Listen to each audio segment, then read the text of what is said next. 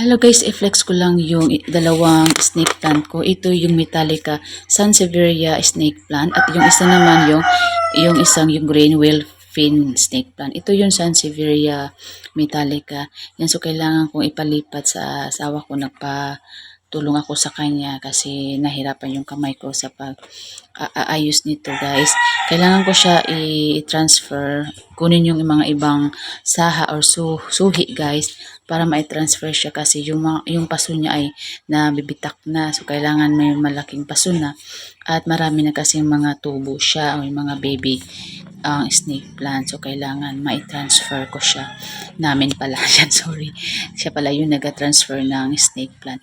Kasi may nag-PM sa akin na nagkukulik daw siya ng mga snake plant. So, bibili daw siya kaya kailangan ko mag-transfer nito ng klaseng snake plant. Marami kong snake plant. Yung mga ordinary lang at itong dalawang, ayan o, yung mga ordinary snake plant lang yun.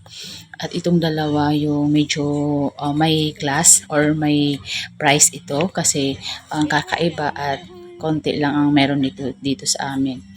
So, kailangan na i-transfer yan. Ganyan nakikita nyo guys. Madami sana ako i-transfer kaya lang wala kaming paso na available. Kaya yung mga paso na lang na dati nang gamit na nawala na yung mga tanim kasi namatay na siguro. Yan guys, pinatransfer ko sa kanya. Yan guys, ito yung sa mineral water to. Dati yung nilalagyan ko. Mas maganda kasi ito kasi hindi madaling ma-break siya unlike sa mga nabibiling paso. Madali siyang masira kapag nainitan or naarawan lang. O yan guys, yung whale fin snake plant, yung malalapad ang dahon or yung dahon guys.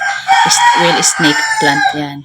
Ayan, sinisipa ko lang yung isang kasi may laman na photo, kaya photos plant. Kaya kailangan ko siya ito yung photos plant. Alisin ko na siya kasi marami naman ako. So, para magamit itong paso para mataniman ng ibang klase ng halaman guys. Yan.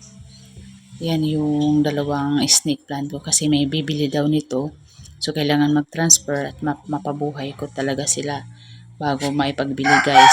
So, ito yung ang dalawang klase na maganda.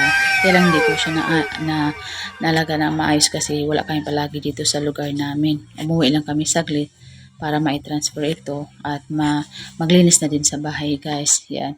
Sobrang nainitan siya kaya may mga brown ang sa gilid ng itong Metallica, yung white.